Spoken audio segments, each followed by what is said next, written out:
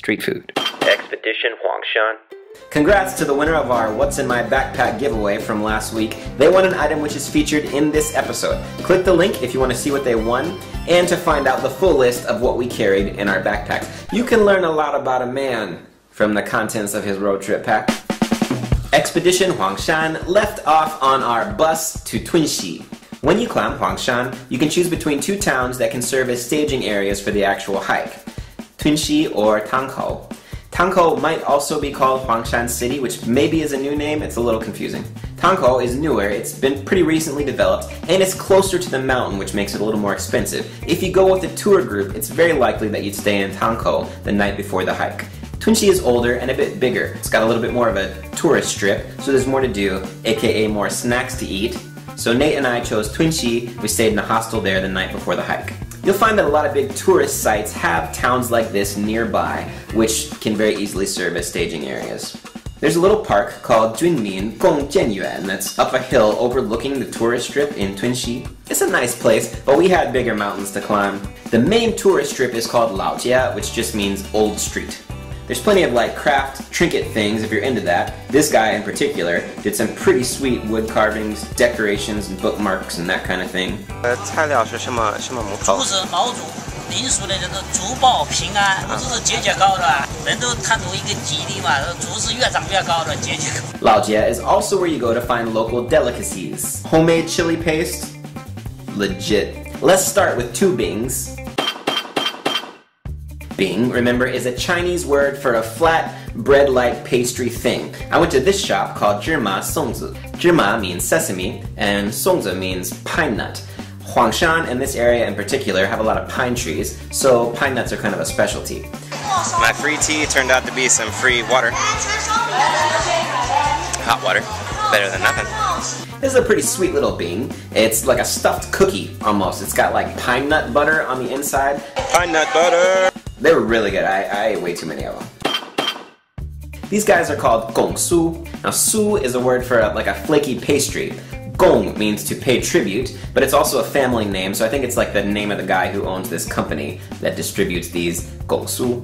These are also stuffed with various kinds of sweetness, sugars and nuts and whatnot, but our favorite was the taro. Taro is pretty cool. It's a root vegetable. It's close to a sweet potato, only it's purple. They also sell Gong Su in like a crispier, almost deep-fried version in these little packages, but we really prefer the fresh off the griddle, hot ones that are more flaky and soft.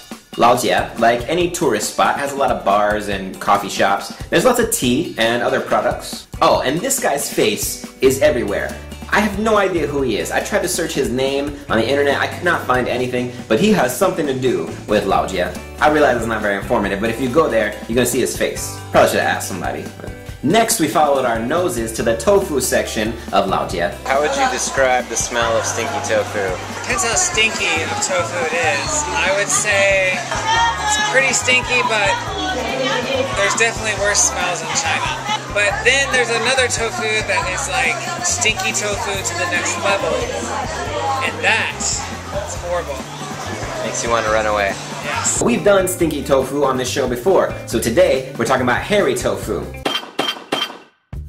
It's like, how nasty can this tofu get? It's stinky, it's hairy, other descriptive words that don't sound tasty. That's what we got. Now, I got into this a little naively. I knew what it was called, and I had heard that if you go to Laojia, you should try it. It's kind of a specialty there. They got at least 4 or 5 little vendors who make it.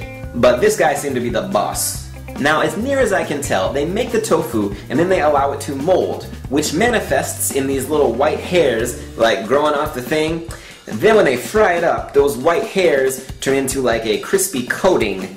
It's like a breading, except that I think it's the hair.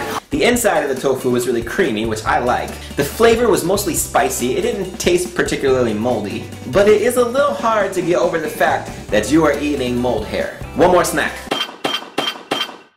We rounded off the evening at this place, the Legend of Wang Yitiao. This place was packed. Jiaozi are just dumplings, which are really common in China, but these are special on multiple counts. First of all, the guy who makes them went from the street to the corner office. There's all these pictures of him with people I assume are Chinese celebrities in the shop. We tried some guanyin tofu, which is like green tea flavored tofu with wolfberries. I would not get that again. Not very good, in my opinion. Nate had some Tunxi Bing while we were waiting for the main event, which were the rainbow jiaozi. The jiaozi skins come in all different colors, which is why it's called rainbow. The fillings inside the jiaozi were all pretty similar. It's like pork and various vegetables, but the jiaozi wrappers are all different colors, which is why it's called rainbow jiaozi. I assume that the way they do this is, instead of using water when they make the noodle dough, they use the juice of some kind of vegetable. This gives the jiaozi wrappers a mild distinction in terms of flavor, and honestly, it might just be psychological, but I could taste the difference in all of them, and I really liked them. Bottom line, this place is busy for a reason, okay? Skip the green tofu, get the jiaozi. Laojia is a tourist street, but it does run right through an inhabited part of town, so you'll also see people's houses. It's right next to a river, so there's some really pretty views. Another great thing about towns like Tunxi and areas like Laojia in particular is that there are no shortage of hostels because there's lots of tourists coming through. We stayed in a great place that provided breakfast and arranged a shuttle to the mountain the following morning. So many snacks, and this has all just been build up. Next week, we climb the mountain.